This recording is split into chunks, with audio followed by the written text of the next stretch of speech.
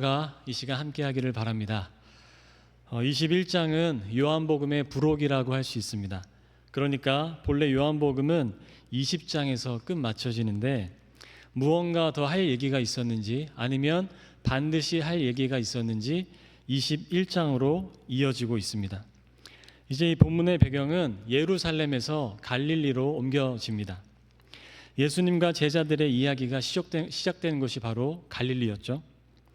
본문에는 12제자가 아닌 지금 7제자가 등장하고 있습니다. 이 숫자는 요한계시록의 소아시아 7교회를 떠올리게도 해줍니다. 아마도 앞으로 전개될 교회 시대를 이 7명의 제자를 통해 예견한 것만 같습니다.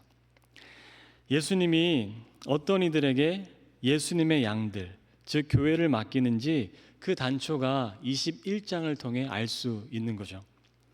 이들은 이미 예루살렘에서 부활하신 예수님을 만났습니다. 갈릴리로 돌아온 이들은 예수님과의 재회를 기대하고 있었을 것 같아요. 그런 정황에서 베드로는 늘 그랬던 것처럼 지금 말씀에서 보니 먼저 움직이고 있습니다. 3절의 말씀을 보겠습니다. 시몬 베드로가 나는 물고기 잡으러 가노라 하니, 단순히 본래 하던 일인 물고기를 잡으러 가겠다는 표현일 수도 있지만 요한복음은 아마도 베드로가 이제 제자로서의 삶을 내려놓고 과거의 삶으로 돌아가겠다는 그런 의도를 내비치고 있는 것이 아닌가 싶습니다. 그러니까 베드로는 예수님을 3번이나 모른다고 한 자신이 더 이상 제자로서 살아갈 자격이 없다고 스스로 결론 내렸을 수도 있습니다. 그러니 지금 물고기를 잡으러 가겠다, 이전의 삶으로 다시 돌아가겠다고 얘기하고 있는 것이죠. 그로 인한 죄책감, 그러니까 과거에 예수님을 배반한 그 죄책감, 그 자기 반성, 그 속에서 지금 베드로는 스스로 제자의 자격 여부를 결정짓고 있는 것입니다. 그런데 이런 태도가 이해할 만합니다. 왜냐하면 우리 역시도 하나님 앞에서나 사람 앞에서나 그런 순간이 굉장히 많기에 그렇습니다. 뭔가 잘못하면 난 아들의 자격이 없어, 난 딸의 자격이 없어, 나는 부모로서의 자격이 없어, 그렇게 말할 때가 우리도 종종 있죠. 그래서 베드로가 얘기했던 이런 자격지심이 우리 모두에게가 다 있는 그런 자격지심인 것입니다. 이 베드로의 말에 같이 있던 제자들이 따라 나서고 있어요. 그런데 그날 밤 그들이 그물질을 했으나 어떻게 됐죠? 아무런 소득이 없었습니다. 마치 누가복음 5장에서 예수님이 제자들을 처음 부르실 때의 장면과 유사합니다. 그때도 그들은 아무것도 건져 올리지를 못했어요. 밤을 새워 날이 밝아올 때 드디어 예수님이 바닷가에 나타나십니다. 예수님은 동토운 해를 마주하여 다가오시면서 제자들을 향해 얘들아 라고 부르시죠. 이 얘들아는 헬라어 파이디온의 복수 파이디아입니다. 이는 어린 청소년을 가리키는 헬라어 테크논보다 더 어린아이를 지칭할 때 쓰는 표현이에요. 한 주석에 따르면 당시 제자들의 나이는 예수님과 평균 10세에서 15세 정도 차이가 났다 그럽니다. 그러니까 우리가 보통 영화에서 보면 어떻죠? 제자들을 보면 거의 중년의 모습이잖아요. 그런데 실제는 청소년이나 혹은 요즘의 대학생 정도의 나이라고 보는 겁니다. 그런 제자들에게 예수님은 아주 어린아이를 가리키는 파이디아라고 부르고 계십니다. 그건 그들의 외적인 나이가 아니라 아마도 내적 나이 때문에 그럴 거예요. 아직은 더 깊어져야 하는, 아직은 더 무르익어야 하는 그런 내적 상태를 바라보시면서 예수님은 파이디아라고 부르신 것입니다. 아무튼 그렇게 부르시는 예수님을 한 제자가 알아보죠. 저기 서 계신 분이 예수님 같다는 말을 들은 베드로가 어떻게 했죠? 즉시로 뛰어내려 헤엄쳐 갑니다. 그 거리가 약 100m 정도 되었다 그럽니다. 그런데 그게 단지 베드로의 성향이라고 볼 것은 아닌 듯 합니다. 개인적으로는 베드로의 행동이 굉장히 뭉클하게 다가와요. 왜냐하면 누구보다 예수님을 사랑했던 그 한 인간의 미안함, 그 한 인간의 죄책감, 그리움, 그런 것들이 다 뒤섞인 행동을 베드로가 뛰어내린 그 행동을 통해 보기에 그렇습니다. 이 물고기를 잡아 끌어올린 후 뒤따라온 제자들에게 예수님 말씀하시죠. 아침 먹자고 말씀하세요. 예수님은 육적인 허기뿐만 아니라 그들의 내적이고 영적인 허기, 그 모든 전인적인 허기를 달래시려 이 제자들을 초대하고 계십니다. 우리는 때로 밥을 아무리 많이 먹어도 허기가 채워지지 않는 것 같을 때가 있잖아요. 그건 어쩌면 내적인 공허함 때문에 그런지 모릅니다. 삼시세끼를 다 먹었음에도 불구하고 배가 고플 때가 있어요. 아마도 제자들은 그런 상태가 아니었을까 싶어요. 자기를 버리고 도망간 이 제자들의 자격지심, 미안함과 그럼에도 불구하고 그리워하는 그 예수님을 그리워하는 그 마음을 예수님은 다 아셨다고 생각합니다. 그러니 먼저 손을 내미세요.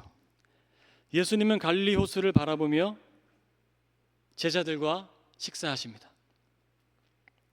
어쩌면 그 순간은 제자들이 가장 기다렸을지 모를 순간일 것 같아요.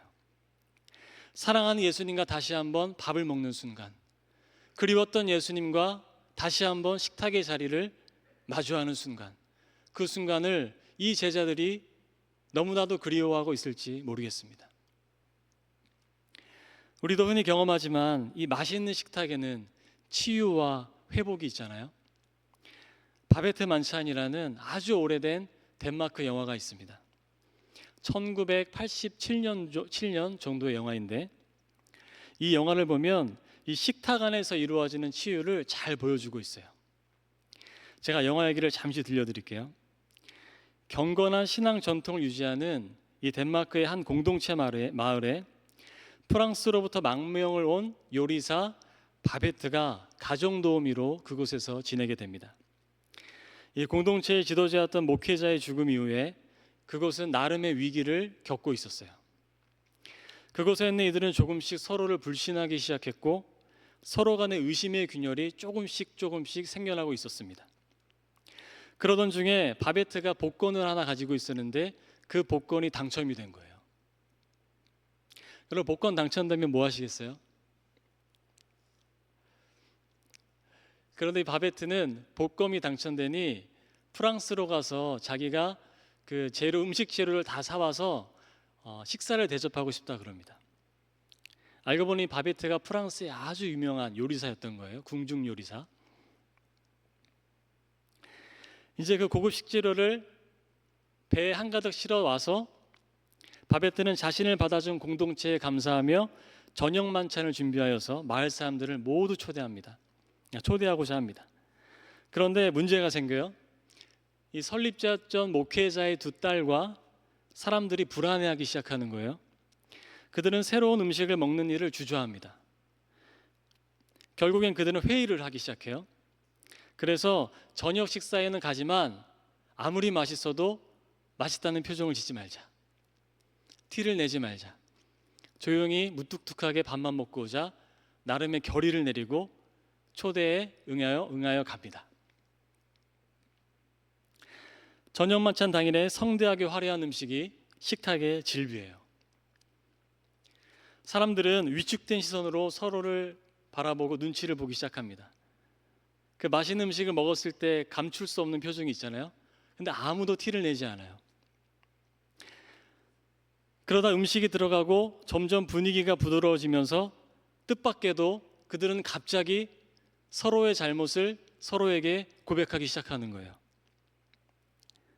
그러면서 그들 안에 있었던 반목과 대립과 오해가 하나둘씩 씻겨져 갑니다. 마음이 부드러워진 그때부터 바베트의 음식에 대한 찬사가 시작됩니다. 이렇게 맛있는 음식은 생전 처음 먹어본다고 찬사가 시작되는 거예요. 조심스럽고 경직된 자리가 오히려 치유와 송축의 자리가 되어버립니다. 그들은 더 이상 그들의 건강한 욕구를 억누르지 않아요. 감사함으로 음식을 먹고 서로의 마음을 있는 그대로 내어줍니다. 바베트의 그 희생이 만들어낸 식탁으로 인해 서로 안에 치유와 화해가 일어난 거예요. 영화의 마지막 장면, 그들은 만찬 자리를 나와서 손을 서로 잡고 마치 둥글게 둥글게 우리나라 노래를 하면서 빙빙 돌듯이 찬양하며 집으로 돌아갑니다. 저는 이 영화를 보면서 예수님의 식탁을 생각했습니다. 예수님과 함께하는 식탁은 어떤 모습일까? 서로의 모습을 숨기며 짐짓 경건한 척하는 그런 모습일까?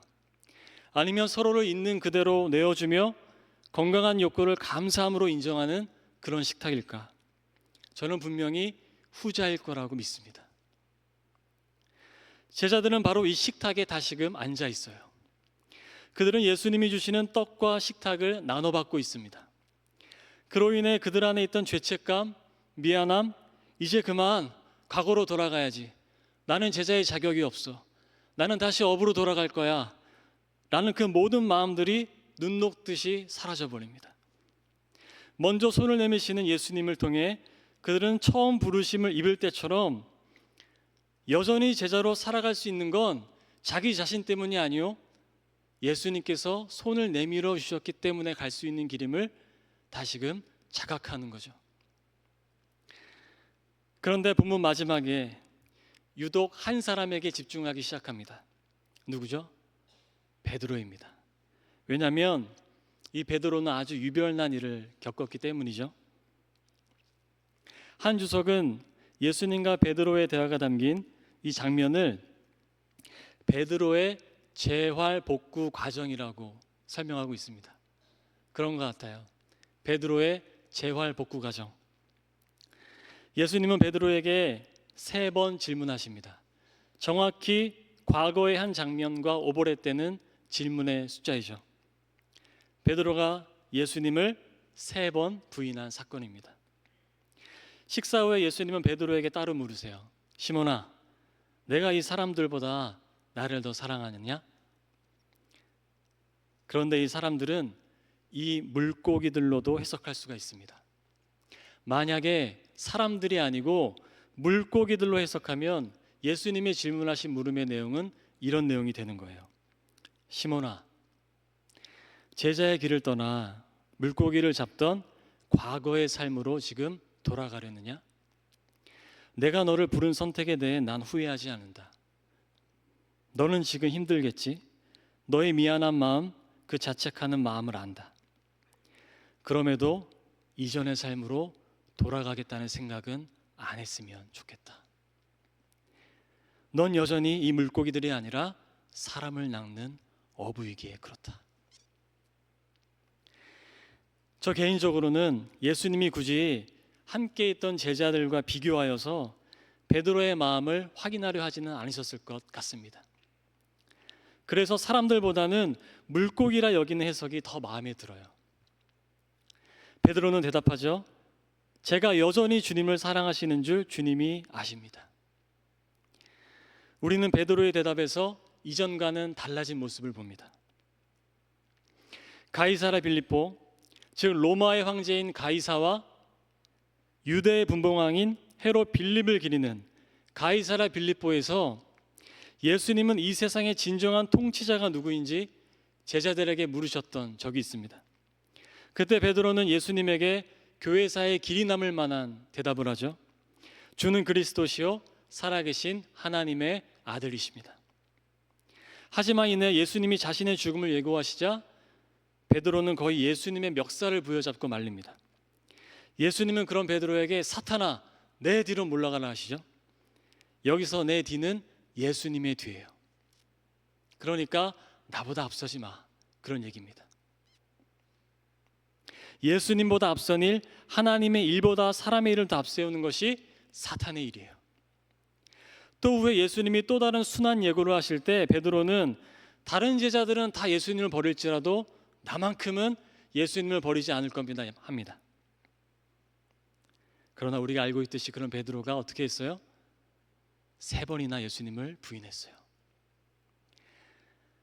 바로 이 사건을 통해 시시때때로 호기로웠던 베드로는 나를 확신하는 그 삶의 허무함을 깨닫기 시작했습니다.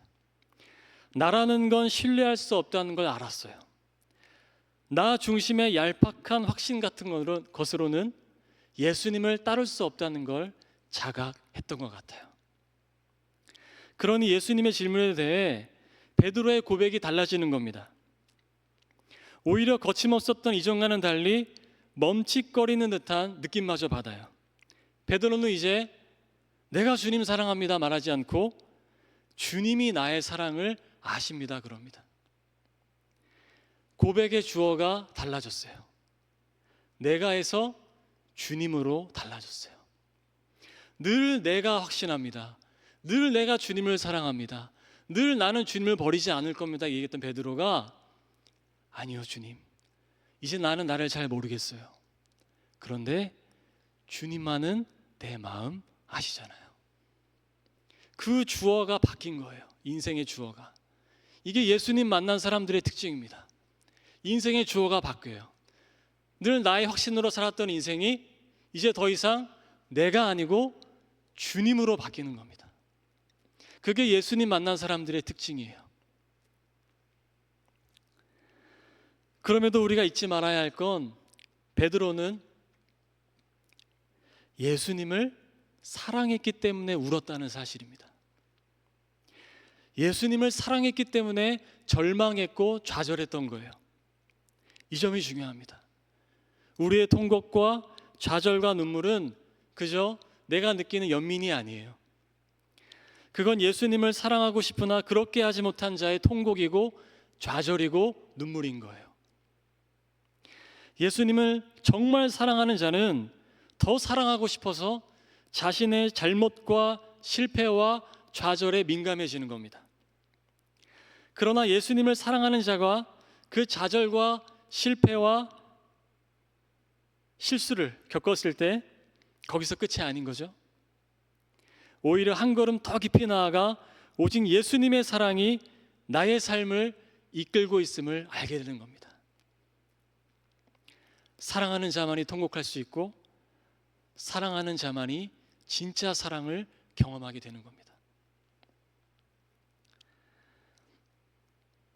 주님의 사랑받는 교회 여러분, 베드로는 이제 더 깊어진 고백, 더 깊어진 사랑의 사귐으로 나아가고 있습니다.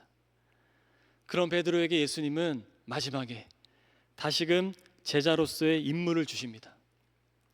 제자로서 사도로서 예수님의 양들을 먹이고 살피는 자로서의 임무예요. 베드로의 양이 아니죠. 예수님의 양입니다. 예수님이 주시는 임무는 이 일반적인 세상의 방식과 또 기준과 조금은 달라 보여요.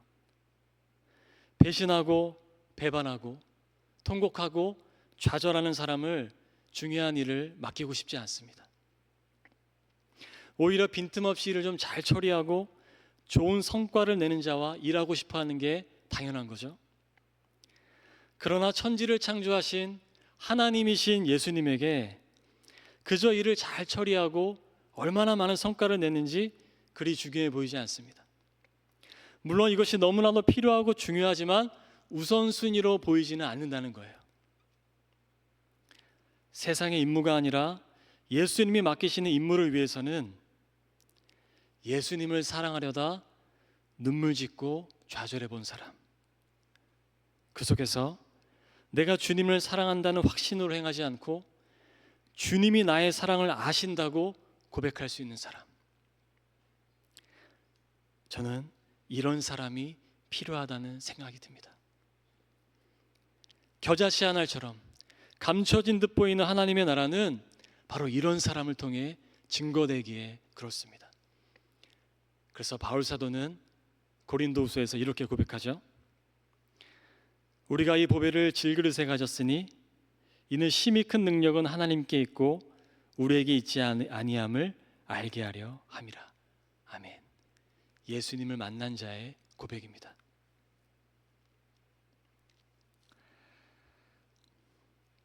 이제 말씀을 마무리합니다.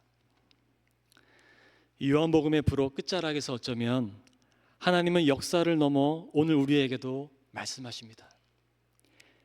이제 그만 스스로 하나님의 자녀됨의 자격을 그만 좀 얘기하라고. 어차피 인간은 다 질그릇과 같다고.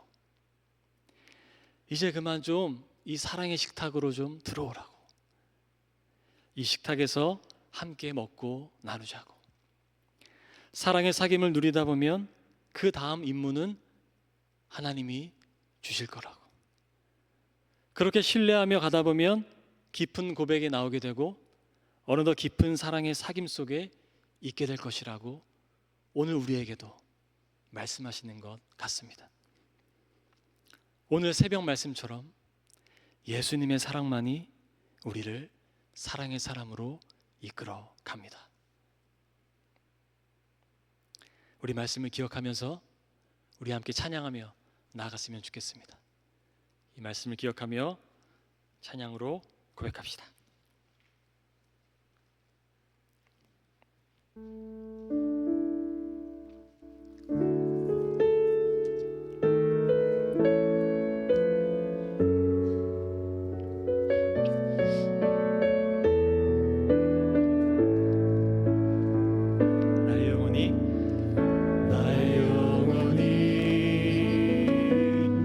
잠잠히 하나님만 바라며 나의 구원이 그에게서 나의 구원이 그에게서 나는도다. 나의 영혼아 잠잠히 하나님만 바라라. 나의 영혼아 잠잠히 하나님만 바라라. 나의 소망이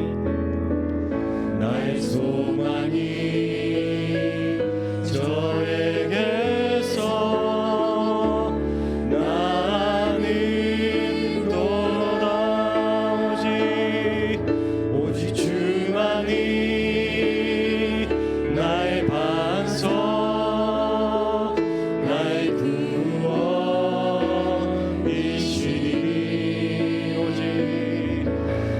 주만이 나의 산성 내가 요동치 아니하리.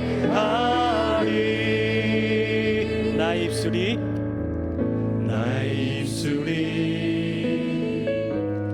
간절히 여호와를 갈망하며 나의 입술이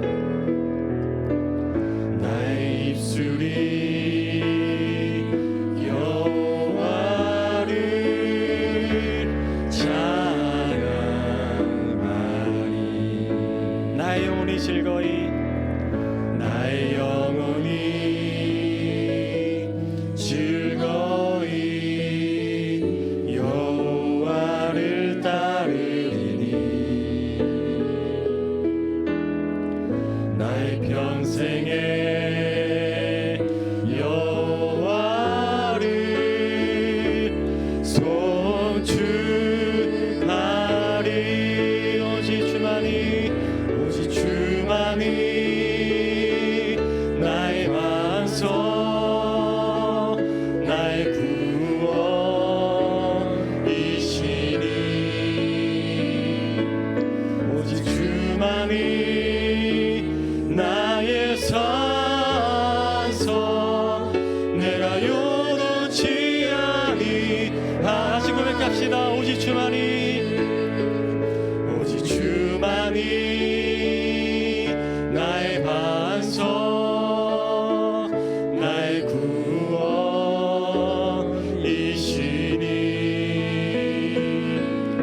오직 주만이 나의 산성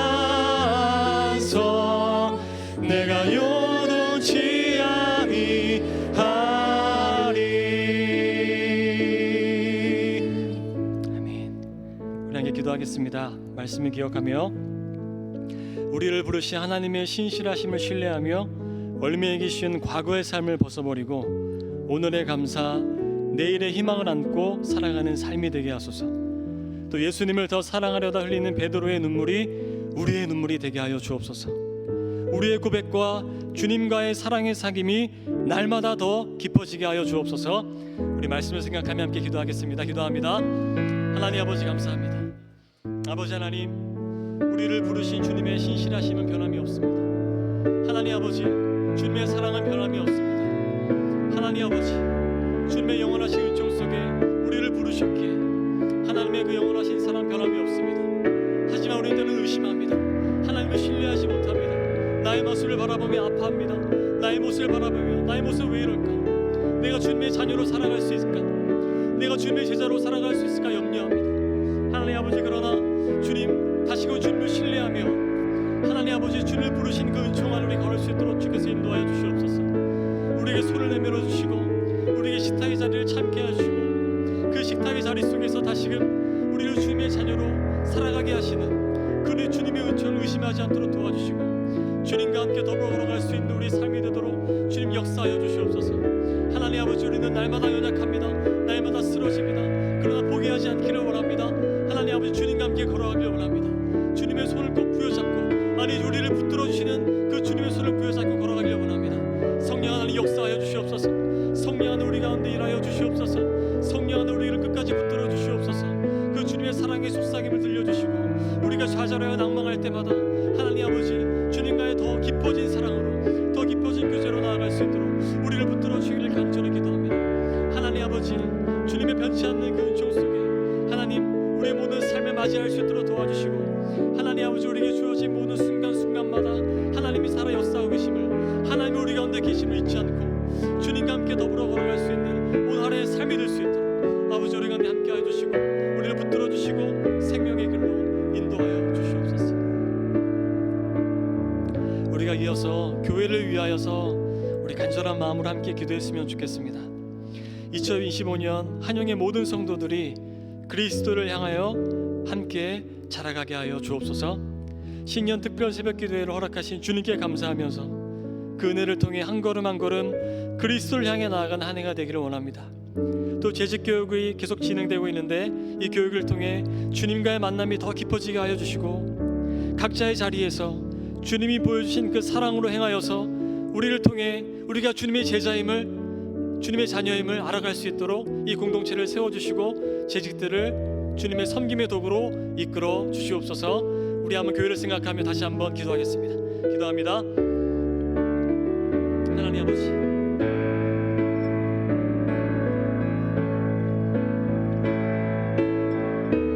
하나님 아버지, 올 한 해 주님을 향해 살아가기를 원합니다.